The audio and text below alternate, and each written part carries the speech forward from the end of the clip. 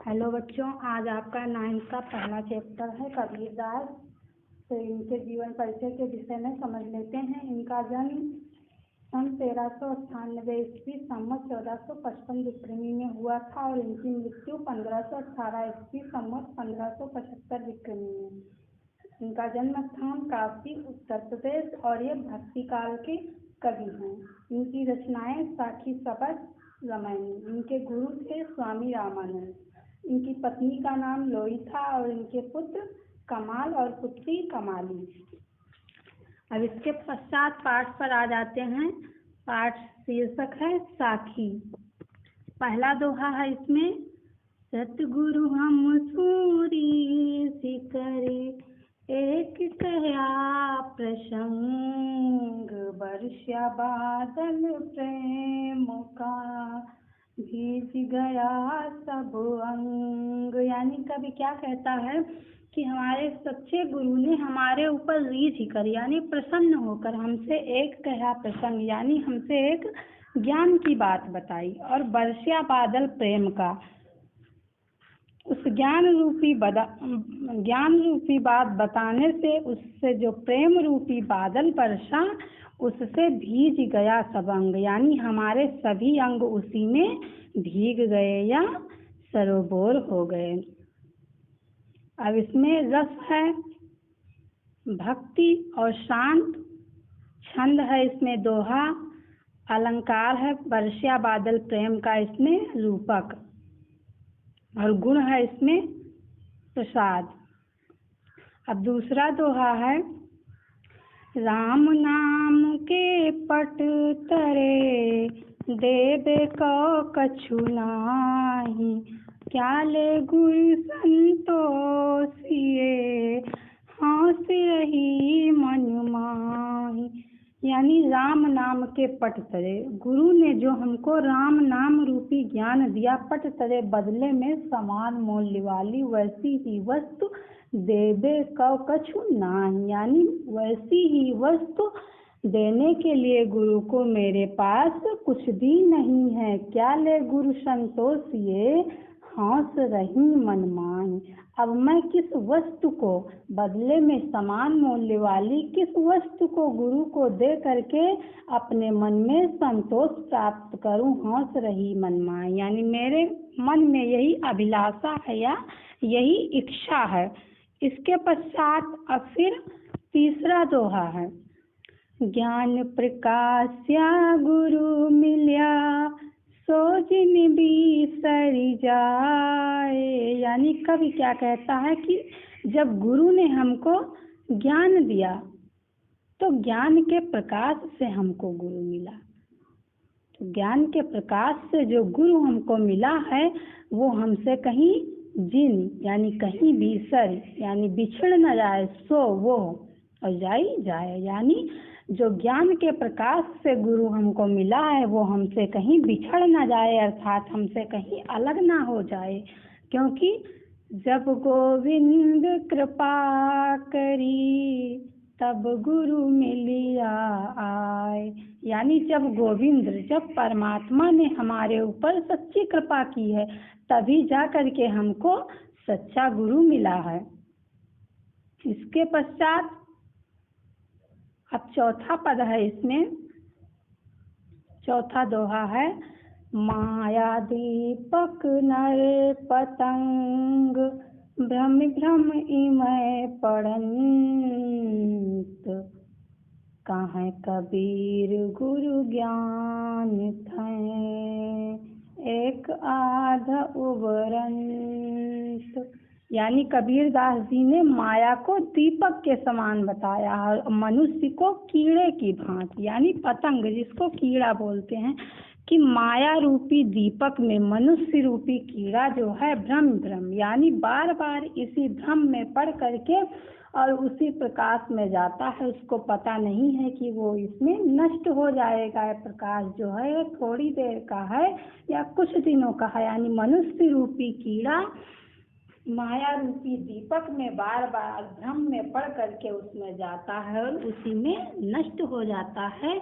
तो कवि आगे क्या कहता है कि कहाँ कबीर गुरु ज्ञान था एक आध उबरंत। यानी गुरु के ज्ञान से कुछ आधे लोग ही यानी बहुत कम ही लोग इस संसार के भवसागर को पार कर पाते हैं और बाकी लोग तो उसी में नष्ट हो जाते हैं।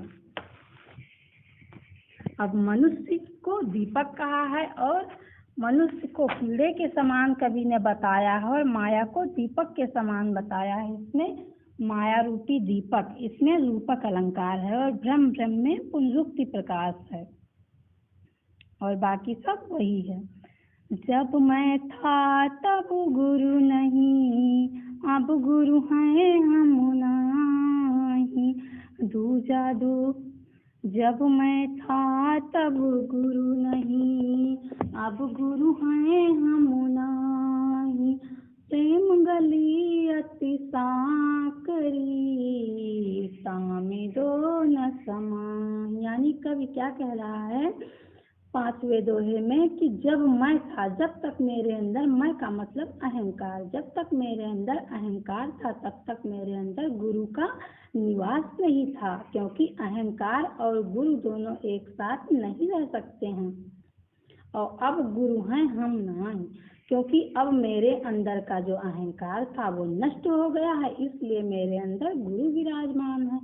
प्रेम गली अति सांकरी, यानी प्रेम रूपी जो गली है, प्रेम को गली का रूप दिया गया है कि प्रेम रूपी जो गली है अति सांकरी, बहुत ही सकरी है, यानी बहुत ही पतली है। तामे, उसमें दो न समाए, इसीलिए उसमें दो लोग एक साथ प्रविष्ट नहीं कर सकते हैं। प्रेम रूपी गली यानी रूपक अलंकार है, प्रेम को गली का रूप दे दिया गया है और रस इसमें शांत है। छंद तो दोहा ही है। इसके पश्चात 6वां दोहा है, भगति भजन हरि नाम है, दूजा दुख अपार। यानी भक्ति और भजन भगवान के अन्य नाम हैं और दूसरा क्या है, केवल इस संसार में दुख ही दुख है अपार, जिसके विषय में कुछ भी कहा नहीं जा सकता, केवल दुख ही दुख है। यानी ये संसार क्या है, दुखों से भरा हुआ है। मन बाचा कर मना, कबीर सुमिरन सार। इसलिए मन से, वाचा वाणी से, कर्मना कर्म से, यानी कबीरदास जी कहते हैं कि भगवान का सुमिरन करना चाहिए, भगवान को याद करना चाहिए, परमात्मा का ध्यान करना चाहिए। कबीर चित्त चमकिया, चहुँ दिस लागी लाई। लाई का मतलब अग्नि, चहुँ दिस यानी चारों दिशाओं में। कबीरदास जी कहते हैं कि भगवान के प्रकाश में, हमारे हृदय में, अंतरात्मा में भगवान के ज्ञान से, भगवान के ज्ञान से हमारे हृदय में, अंतरात्मा में, यानी चित्त का मतलब हृदय, अंतरात्मा में ज्ञान का प्रकाश फैला। इससे मुझको चारों दिशाओं में जो विषय वासना रूपी अग्नि लगी हुई दिखाई पड़ती थी, वो आगे क्या बताते हैं कि हरि सुमिरन हाथू घड़ा, यानी भगवान का सुमिरन रूपी घड़ा हाथ में लेकर के और उस घड़े के जल से बेगे शीघ्र ही ले बुझा। यानी शीघ्र ही हाथ में लेकर के भगवान का सुमिरन रूपी घड़ा और उस घड़े के जल से मैंने उस विषय वासना रूपी अग्नि को तुरंत ही बुझा दिया। अब इसके आगे 8वां पद है, अंसड़ियाँ झाई पड़ी, पंथ निहारी निहारी।